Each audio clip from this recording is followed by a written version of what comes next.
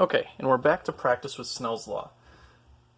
If we're doing, now you can do the math for Snell's law with just a calculator, but if we are doing a diagram of Snell's law, you will need, in fact, a protractor, which is why I think on the homework, if there are questions that ask you to use a protractor, I'm not going to ask you to do those. You can do them if you want, but and if you have a protractor, I highly recommend, go ahead and do it. But without a protractor, it would be impossible to draw those diagrams accurately. Plus, if you're drawing it on the computer, there's no way that I can really, grade it. So you can try them if you want. It would be something that you would 100% be tested on the Regents test if there was one. But since I can't really evaluate that, you don't have to do it. But feel free to try it out if you want. Okay, so let's dive in. Remember, Snell's law is the relationship that shows us the how the angle of incidence is related to the angle of refraction if we have a light ray moving from one medium to the next medium, from one type of material that it travels through to the next. So in this first problem, we have a light ray traveling in air that's incident upon a boundary between air and water. There's the boundary. Remember, this dotted line is the normal line. It's perpendicular to the boundary. The angle of incidence is 40 degrees. Draw the incident ray, draw and find the angle of reflection, and calculate and draw the angle of refraction. So the first thing we're actually going to do is we're going to think about our media here, the materials that the light is traveling through. We have air and we have water. Now remember, we have this table on page 2 of absolute indices of refraction. Air has an absolute index of refraction of 1. Water has an absolute index of refraction of 1.33. So I'm just going to write those down. And remember, index of refraction is given by the symbol n. So for air, n equals 1. For water, n equals 1.33. Now it says that the angle of incidence is 40 degrees. Remember, that means 40 degrees from the normal line. So from this, we want to measure 40 degrees from this. In other words, this is where 0 should be lined up with. Okay, there's 40. Make a dot, and then I will draw. Doesn't matter how big your ray itself is, but it should be, fairly big. It should be fairly obvious. Okay, here's our incident ray. And here's our angle of incidence, so I'll do theta I, and I'll label this as 40 degrees. Now, remember that the angle of incidence is equal to the angle of reflection. So we should have a reflected ray bouncing off that boundary and staying in the air that is also 40 degrees big. Okay. There's 40.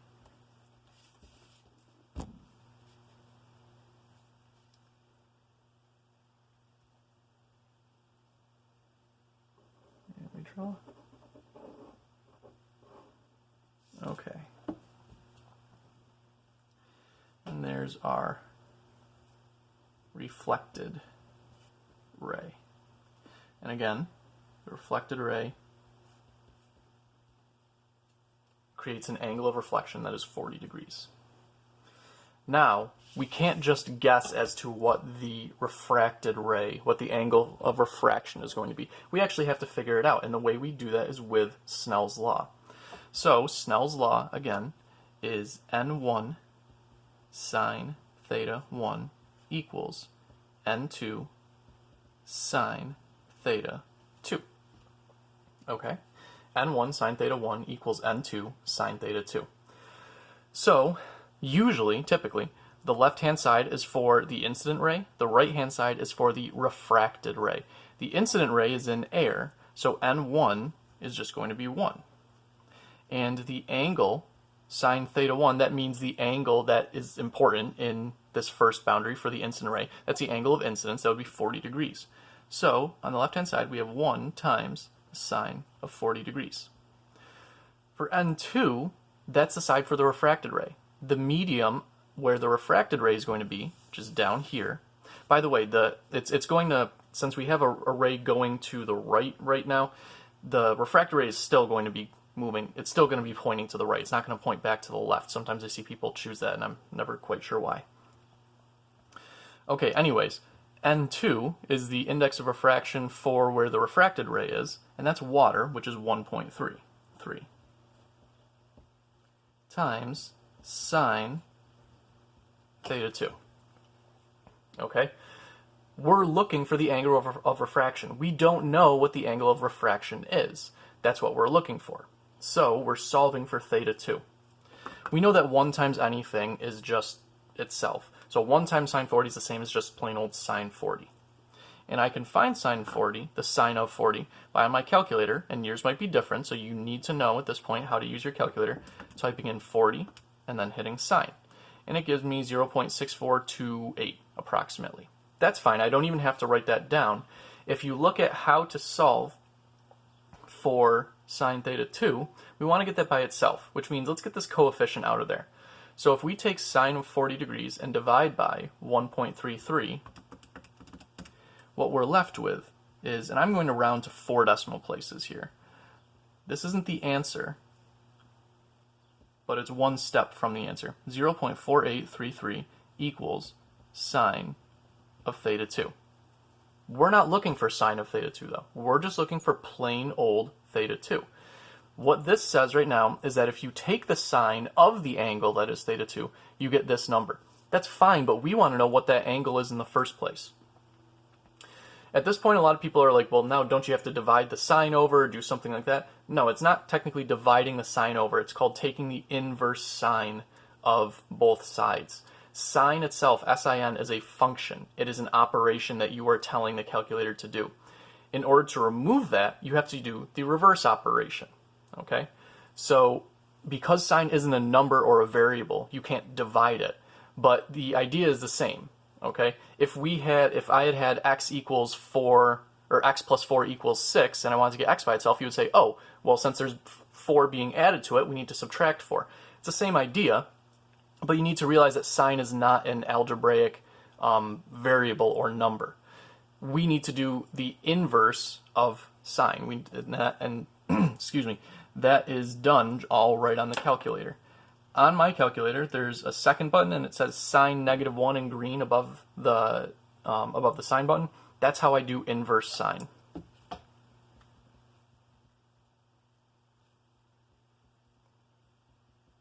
Okay, so that's what we need to do. We need to inverse sine, and that's just, remember, sine to the negative first.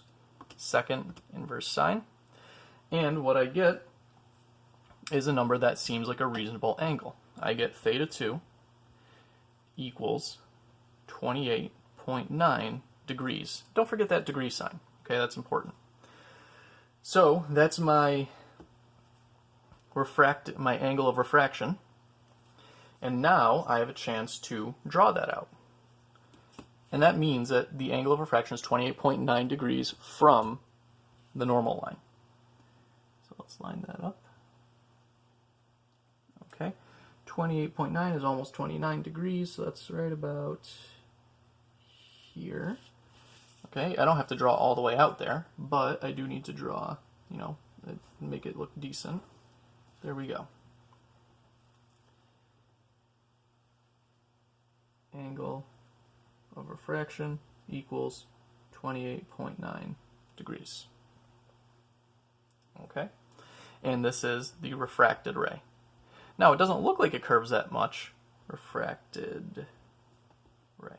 It doesn't look like it bends that much, but if you were to put a straight edge on the incident ray, you can clearly see that the refracted ray goes away from that. It has bent away from that from the direction the incident ray was going in. This illustrates a general truth which I want to write out. In denser media, light does a couple things. One, light goes from a less dense media to a more dense media. In other words, when n increases, when the light goes from one medium to the next,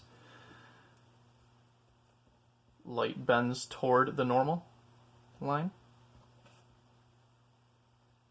You can see that this is a little bit closer to being on the normal line now than it was before in terms of the angle. The The other thing, I misspelled that. The other two things it will do is it will slow down. Remember we talked about how higher index of refraction means that there's a smaller speed for the light, and it also has a smaller wavelength. And that's a property of it slowing down. When it slows down, that's why the wavelength is smaller. Okay? So when light goes from less dense to more dense, lower N to higher N, we know that the refracted ray will bend toward the normal. It will slow down. The light will slow down, and the wavelength will be smaller. The frequency, on the other hand, won't change. Let's do one more example before we end this video. A light ray goes from a special type of glass into air. Based on the rays shown, determine the index of refraction for the glass. Well, the first thing I have to do is measure these angles. Here's the incident ray coming down like this. So I need to measure that angle, and oh, you know what? It doesn't even fit all the way on there. So you know what? Let's extend this. Make it easier to read.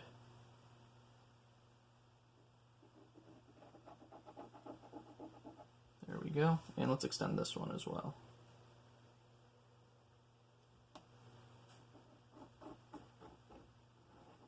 Okay. So here is the incident ray, and that comes out to, let's see, measure from the 0 to just about 55 degrees I'm getting. And the refracted ray, this one down here, start at 0, go up, that comes out about 73.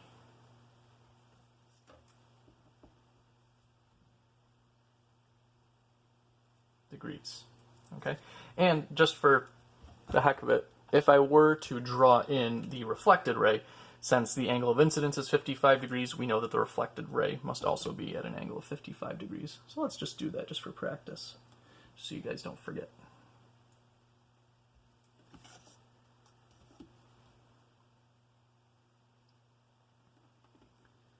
So in the last example, we used two indices of refraction and the incident angle to determine